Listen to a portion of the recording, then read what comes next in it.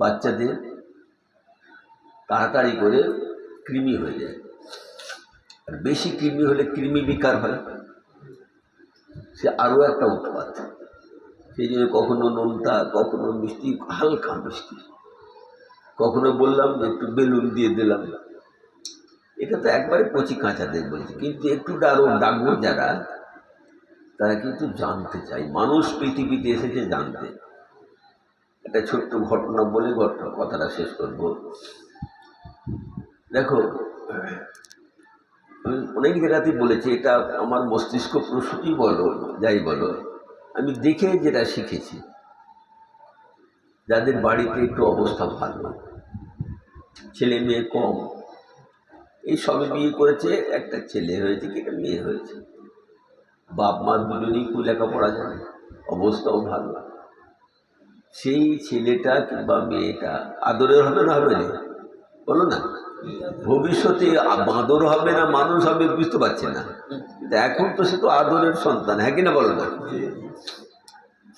মেয়েরা মা হতে চায়। কি হতে চায়? কোটি কোটি টাকার মালিক তার স্বামী, সন্তান হয় না। এই মালের কোনো দাম আছে তার কাছে? কারণ নারী মা হতে চায়। কেউ যদি বলে অমুকের মা, তখন তার মনটা খুশি হয়। নাম ধরে ডাকলো, এই ফাতেমা কেমন আছো গো, অত ভালো লাগবে না। যদি তার ছেলের নাম হয় খালিদ, কি জায়েদ, ও জায়েদের মা কেমন আছো, তখন তার মনটা বড় হয়। আমি একজনের মা, আমার দায়িত্ব অনেক, আমার কর্তব্য অনেক, কি হ্যাঁ কিনা বলো?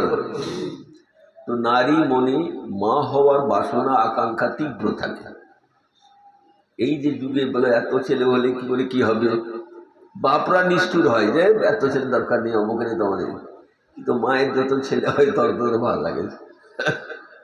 একটা আজব মনস্তত্ব। যাই হোক, এখন প্রথম সন্তান হয়েছে ফাতেমা, সে একটু ছোট ছিল, একটু বড় হয়েছে, এবার খেলতে শিখেছে। খেলনাটার নাম কি সে জানে না, খেলনাটার কি কাজ তাও সে জানে না, কিন্তু খেলনাটা নাড়ছে, দেখছে বেশ এদিকে একরকম রং হচ্ছে, ওদিকে একরকম রং, এরকম লম্বা হয়ে যাচ্ছে, কখনো গোল হয়ে যাচ্ছে, কখনো ক্যাঁ করছে, কখনো কু করছে। তখন শিশু মনে একটা প্রশ্ন জাগে, এই ক্যাঁ কুটা কোত্থেকে বেরোচ্ছে?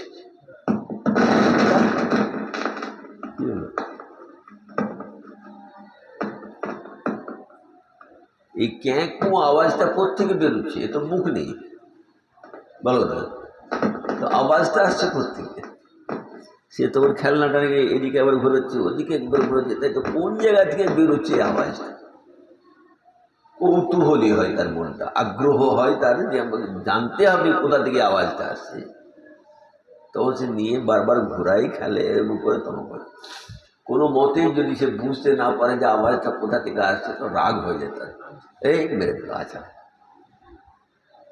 মা দেখছে তামাশা, আর মা জানে যে আমার স্বামী এর বাবা এই খেলনাটা কিনে এনেছে বোম্বাই থেকে, দাম 500 টাকা, আর পাকা সিমেন্টের যে মেঝে তাতে ও মারছে, কিছুক্ষণ পর তো ভেঙে যাবে নাকি বলো?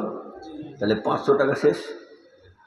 সে জানে আমার স্বামী কত কষ্ট করে রোজগার করে ঘরটা করেছে, এই ছেলের জন্যে, তার ভবিষ্যতের জন্য জমি কিনছে, ব্যবসা তৈরি করছে, আর এই অবধ শিশু, এটা তুই গোয়াকে মেরে আর ভেঙে ফেললি। রাগ হবে, কিন্তু সে নিষ্ঠুর হবে না, তাই তো নাকি? ছেলে কেন ভাঙলো? মায়ের কাছে ওই খেলনাটার দাম আছে 500 টাকা, বাপের কাছেও আছে, ভেঙে গেলে মা বাবার অনেক ক্ষতি হবে, অনেক রাগ হবে, তবুও শিশু কেন ঘোরাচ্ছে ফেরাচ্ছে? ও জানতে চাইছে আওয়াজটা আসছে কোত্থেকে। আওয়াজটা যদি ভয়ঙ্কর আওয়াজ হয়, ক্যাঁ ক্যাঁ ক্যাঁ করে উঠলো, তখন তার মনে একটা ভয় হয়, তাই যে কে এর মধ্যে রয়েছে যে আওয়াজটা করছে। সেই জন্য সে ঘোরাচ্ছে ফেরাচ্ছে, ঘোরাচ্ছে, কিছু হচ্ছে না, মাল মারবে, আমাকে জানতেই হবে। তো মানুষ পৃথিবীতে আসে জানার জন্য। কিসের জন্য আসে? তলবে ইলম। কি বলে? প্রত্যেকটা মানুষ, সে হিন্দুর হোক, মুসলমানের হোক, কালোর হোক, গরুর হোক, বড় লোকের হোক আর গরিব লোকের হোক, শিশুর জন্ম হয় তলাবে ইলমের জন্য। কি জন্যে? অজানাকে জানার জন্য। মানুষ জানতে চায়। তো যখন খেলনাটা ভেঙে গেল তখন ফেলে দিয়ে ওরা হাততালি দিয়েছে। দূর, এতক্ষণ পরে ভাবছিল যে বাঁকা বুড়ো বোধহয় আমাকে ভয় দেখাচ্ছে। কিচ্ছু নেই, কতগুলো তার আর কতগুলো এরকম পাত রয়েছে। তখন ফেলে দিয়েছে, হাততালি দেয়। জানতে পেরেছি, জানতে পেরেছি। এই জানতে পাওয়ার আনন্দ আলাদা। তো মানুষ জানতে এই পৃথিবীতে এসেছে, অজানাকে জানতে। কথা আমার বুঝতে পারছো? তো আমরা সেই শিশুদের পড়াবো। তাহলে সেই শিশুর জানতে চাওয়ার আগ্রহকে আমি অবদমিত করব, থামিয়ে দেব, না আরো তার আগ্রহ বাড়াবো? তলব যত বেশি হবে মতলুব তত আসবে। তলবে ঘাটতি হলে মতলুবও ঘাটতি হয়ে যাবে, কম হবে। তো আমরা সমৃদ্ধ মানুষ চাইবো না অসমৃদ্ধ মানুষ চাইব?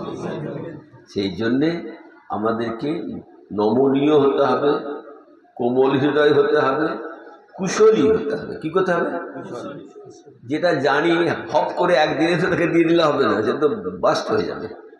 বলো না, একটা বাচ্চার দুধ খাওয়ার ক্যাপাসিটি হলো সে ডেলি 100 গ্রাম করে 3 বার খাবে, 300 গ্রাম। এর বেশি খেলে সে পারবে না, হজম করতে পারবে না। আমি তাকে একসঙ্গে 300 গ্রাম দিয়ে দেবো সকালবেলা, তো তার ডায়রিয়া হয়ে যাবে না, পায়খানা হয়ে যাবে, তো মরে যাবে। তো কি করে, কতটুকু দিলে তৃপ্ত হবে, কাজের কাজ হবে, কিভাবে দিলে হবে, কতটা দেবো, কিভাবে দেবো এবং কি দেব, 3টে জিনিস, কি, কতটা এবং কিভাবে। এই 3টে জিনিস মাথায় রাখবে, ইনশাল্লাহ সফল শিক্ষক হবে, কামিয়াব উস্তাদ হতে পারবে। কি, কখন এবং কতটা, আর কিভাবে দেবে। আল্লাহ তাআলা আমাদের সবাইকে সমৃদ্ধ করুন।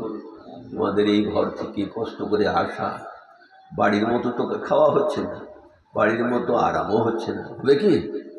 কুড়ে ঘর আমার ঠিকই, পাকা ঘর নেই, কিন্তু আমি আমার বাড়িতে স্বাধীনভাবে থাকি, তাই নাকি? যেখানে খুশি শুতে চাই, বিবিকে বলি যে ওইখানে আমাকে মাদুর পেতে দাও, ওখানটা একটু ভালো লাগছে, স্বাধীনতা আছে। এখানে তো সেরকম নেই, এই বদ্ধ ঘরেই পড়ে থাকতে হবে। তো অনেক পরাধীনতা থাকে, অনেক নিয়মকানুন মেনে চলতে হয় বাইরে। এই কষ্টটা করা কিসের জন্যে? আমি কিছু প্রকৌশল শিখব। শিক্ষাদান প্রকৌশল। প্রকৌশল মানে, কৌশল মানে কি? তরিকায়ে কাজ, তরিকায়ে কাজ, কাজের পদ্ধতিটা শিখব। শিক্ষা দেবো ঠিকই, কিন্তু কেমন করে দেব, কিভাবে দেবো, কাদেরকে দিচ্ছি, তাদের বয়সকে মাপবো, তাদের মেধা মাপবো। সবার কি বুদ্ধি সমান হয়? একজন বুঝতে পারে তাড়াতাড়ি, কিন্তু মনে রাখতে পারে না বেশি। আর একজন মনে রাখতে পারে কিন্তু বুঝতে পারে না। দু রকমের জিনিস থাকে না, থাকে না। তো দেখতে হবে যে আমার সামনের ছাত্রটা বুঝতে পারছে কিনা। যদি বুঝতে পারে তাহলে মনে রাখাটা খুব সহজ। যখন সে বুঝতে পেরে যাবে, আমাদের উস্তাদ মওলানা ওহিদুজ্জামান সাহেব রহমতুল্লাহ বলতেন যে লোক মুখস্থ করার চেষ্টা করে, এই চেষ্টাটা কম করা ভালো, যাতে করে বুঝতে পারা যায়, সেই চেষ্টাটা বেশি করা দরকার। বুঝতে পারলে অনেকদিন মনে থাকবে, আর বুঝতে না পেরে যদি শুধু মুখস্থ করে আনাড়ির মতো, এই খাল পের হয়ে গেলেই ভুলে যাবে, তাই তো নাকি? যাই হোক, আল্লাহ তোমাদের সবাইকে কামিয়াব করুন ভাই, সফল উস্তাদ করুন, দরদি উস্তাদ করুন, মরমী উস্তাদ করুন। ওমা তৌফিক ইল্লা বিল্লাহ। আসসালামু আলাইকুম ওয়া রাহমাতুল্লাহ।